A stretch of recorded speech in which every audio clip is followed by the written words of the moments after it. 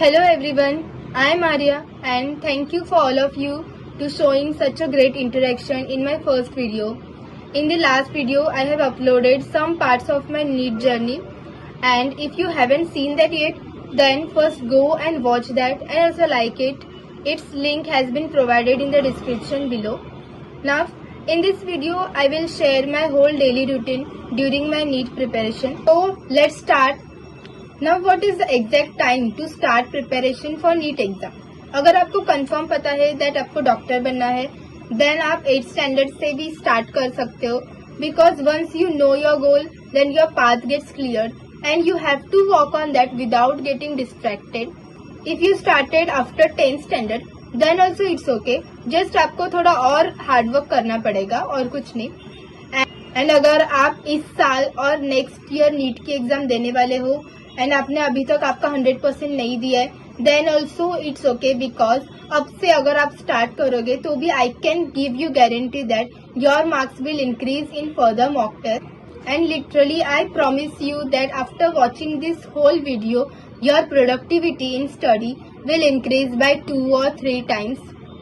What are you waiting for? Just go and subscribe my channel so that I can make more such interesting videos for you and मुझे भी ये सब करने में motivation मिले. अब आप लोग के हिसाब से एक परफेक्ट टाइम टेबल होगा कि 5 बजे उठने का, देन 6 बजे को नाश्ता एंड देन उसके बाद पढ़ाई स्टार्ट करना. उसमें भी 1 hour physics, 1 hour chemistry, 1 hour bio and etcetera etcetera. But let me tell you that this is not a timetable that you call, because life is uncertain and अगर हम जैसा चाहे वैसा अगर लाइफ में होने लगे then वो लाइफ ही क्या. So I just make sure that at least I complete more than 50% of my to-do list which I used to write before I sleep, that is a day before. Now a perfect timetable starts from the morning, but let me clear one thing that हर एक का time table different हो सकता है, because कोई early bird होता है, then कोई night owl होता है. सबसे पहले तो आपको ये फाइंड आउट करना पड़ेगा कि आपका माइंड कौन से टाइम पे ज्यादा एक्टिव रहता है, and according to that you have to make your own timetable. So this would be your first task. मैं मेरा टाइम टेबल तो आपके साथ शेयर करूंगी, but you don't have to copy it as it is. You can make changes in that according to your schedule. अब कुछ लोग ऐसा सोचते हैं कि सोना हराम है. ऑफ कोर्स है, बट कोई भी चीज जब तक हम लिमिट में रखते हैं तब तक वो बेनिफिशियल रहती है. Once it crosses that limit it becomes that much dangerous also. That's why proper sleep is very much important for a productive mind. इसलिए मैं अराउंड रात के 12 बजे तक सब मेरी स्टडीज वगैरह वाइंड अप करती थी एंड टू डू लिस्ट बनाती थी. मीन्स अगले दिन मुझे क्या क्या स्टडीज करने का है, जैसे कि फिजिक्स के कौन से चैप्टर के न्यूमेरिकल सॉल्व करने हैं, देन बायो का विच चैप्टर मुझे रीड करना है एनसीईआरटी से, कौन सा चैप्टर मुझे रिवाइज करना है.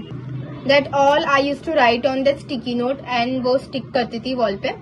अब मेरा टाइम टेबल कुछ ज्यादा स्ट्रिक्ट या लॉन्ग लास्टिंग नहीं था. I use to keep it very simple and short, because मुझे वो time table consistently daily follow करने का था, ना कि बस 1 या 2 दिन के लिए. So your second task would be refresh your mind time to time so that आप आगे की स्टडीज और प्रोडक्टिव कर सको. ना व्हाट एग्जैक्टली कंसिस्टेंसी मीन्स, रोज अपना 100% देना? No, practically it's just impossible, because एक खरगोश और कछुए की स्टोरी तो आपने सुनी होगी, slow and steady wins the race. So इन सारी बातों को सिर्फ सुनना नहीं है, अपने लाइफ में अप्लाई भी करना है. हमें सारे क्वेश्चंस बस एक ही दिन में सॉल्व नहीं करने, क्योंकि ये कभी हो ही नहीं सकता. And we have to follow it daily, and for that आपको ब्रेक लेते लेते इन चीजों को फॉलो करना है.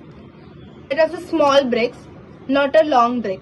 तो लास्ट में रैबिट ने ज्यादा ही ब्रेक ले लिया था, सो वो हार गया.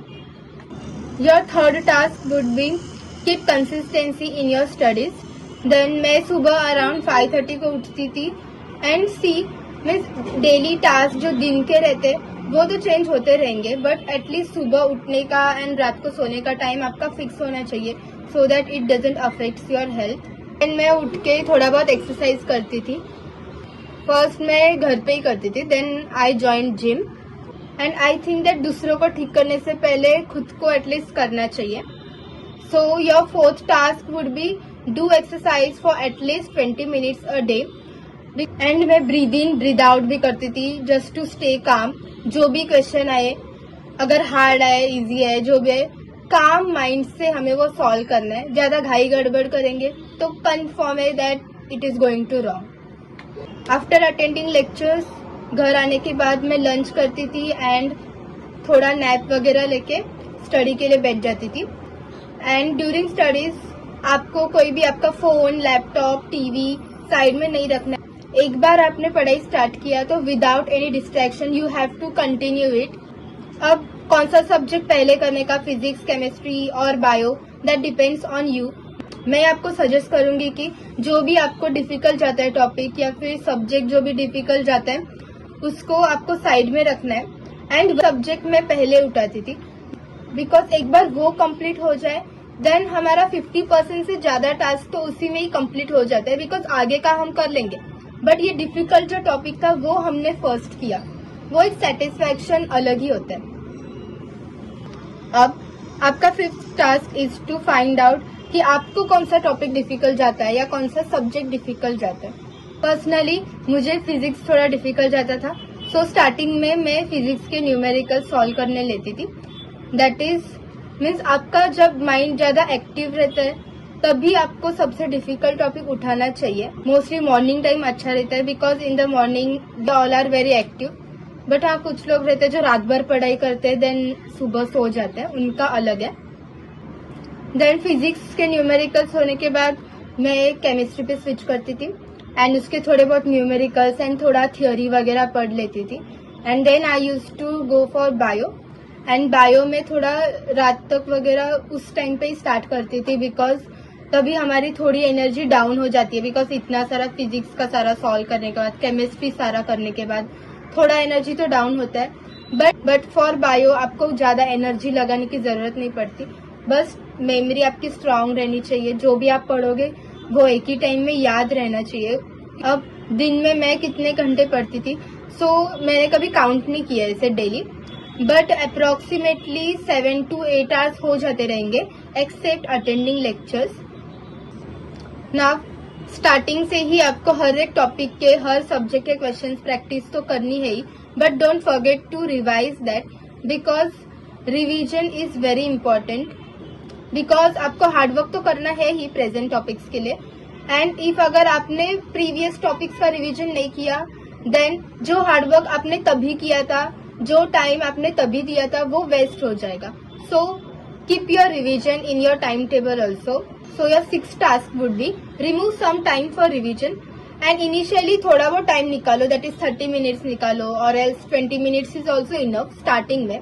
बट जैसे जैसे सिलेबस कंप्लीट होगा देन रिवीजन ही आपको सबसे ज्यादा हेल्प करेगा because NEET portion is not so difficult but it is too vast. So to remember each and everything from every chapter you have to do revision and make sure that you stick the short notes on the wall because it helped me a lot. At least जो भी physics chemistry के formulas रहते वो याद करने के लिए आपको अलग से टाइम नहीं निकालना पड़ेगा। एंड जितना आप रिवीजन करोगे उतना आपको ही बेनिफिशियल है एग्जाम के टाइम, सो दैट आपके न्यूमेरिकल्स जल्दी सॉल्व हो। And in the exam question solve करना is not the task but to solve that question in a given time is the big task. So for that revision is very important and you must give daily mock test at least 2 months before your exam.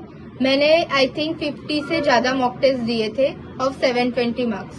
You can also make list of most difficult and easy topics. जो most difficult topics रहेंगे उनके लिए आपको ज्यादा time देना पड़ेगा, more number of numerical solve करने पड़ेंगे so that वो आपका पक्का हो जाएगा।